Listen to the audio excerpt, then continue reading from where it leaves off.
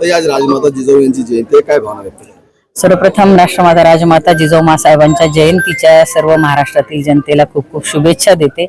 राष्ट्रमाता राजमाता जिजाऊंनी छत्रपती शिवरायांच्या मनामध्ये स्वराज्याचं स्वप्न पेरलं आणि लोककल्याणकारी राज्याची संकल्पना ही मांडली। ते लोककल्याणकारी राज्य हे जिजाऊंनी शिवरायांच्या मनामध्ये रुजवलं आणि म्हणूनच छत्रपती शिवराय हे स्वराज्य निर्माण करू शकले।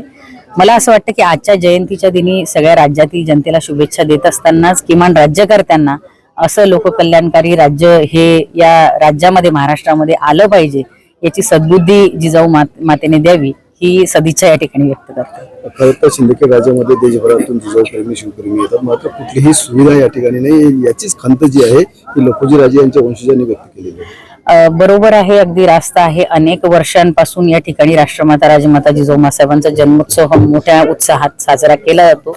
मोठं एक त्याला अधिष्ठान आहे आणि केवळ राज्यातूनच नाही तर इतर राज्यामधूनही देशभरामधून लोक या ठिकाणी येतात, विदेशातीलही लोक या ठिकाणी येतात। हे एक स्थळ या ठिकाणी चांगल्या पद्धतीने जपलं पाहिजे, हा वारसा आहे आणि छत्रपती शिवरायांचं नाव घेऊन राज्यकर्ते त्या ठिकाणी आज त्या ठिकाणी महायुतीतील लोक राज्य करतायत। केवळ पॅकेजची घोषणा करून चालणार नाही तर त्या ठिकाणी निधी जो काही तो मोठ्या प्रमाणात उपलब्ध करून दिला पाहिजे आणि त्याचं योग्य पद्धतीने या ठिकाणी जिजाऊ मासाहेबांचं हे जे काही स्थळ आहे, जन्मस्थळ आहे, याचा योग्य पद्धतीने त्या ठिकाणी विकास झाला पाहिजे।